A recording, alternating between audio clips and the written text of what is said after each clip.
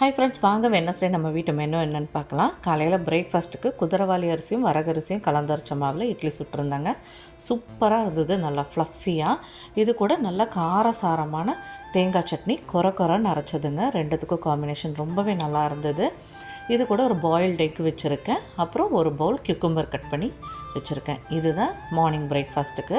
அப்புறம் லஞ்சுக்கு அவருக்கு என்னென்ன பேக் பண்ணேன்னு பார்த்தீங்கன்னா, இன்றைக்கி சுட சுட சாப்பாடுங்க. நார்மல் அரிசியில் தான் சாப்பாடு வச்சுருக்கேன். இது கூட சிக்கன் கிரேவி செஞ்சுருக்கேன்.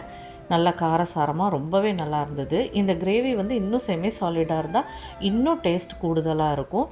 வீட்டுக்காருக்கு ஆனால் சாறு வேணும், அதனால் சாராக வச்சாச்சு.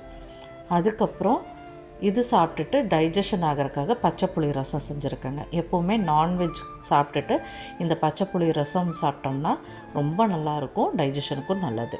இது கூட பப்படம் தான் சைட் டிஷ்ஷு, அதுவே போதும். அதுக்கப்புறம் ஸ்நாக்ஸுக்கு பார்த்திங்கன்னா ஸ்வீட் கார்ன் வேக வச்சுட்டு அதில் கியூக்கம்பர், வெங்காயம், மல்லி அதெல்லாம் கட் பண்ணி போட்டு சாலட் செஞ்சுருக்கேன். அதுக்கப்புறம் டின்னருக்கு பார்த்திங்கன்னா சப்பாத்தி, 2 சப்பாத்தி, கிரேவி அதே சிக்கன் கிரேவி வச்சு சாப்பிட்டுக்குவாங்க, ஒன்றும் பிரச்சனை இல்லை. ஸோ இப்போ எல்லாம் பேக் பண்ணி அவரோட பேக்கில் எடுத்து வச்சிடலாம். இந்த மெனு பிடிச்சிருந்ததுன்னா லைக் பட்டனை தட்டி விடுங்க. தேங்க்ஸ் ஃபார் வாட்சிங்.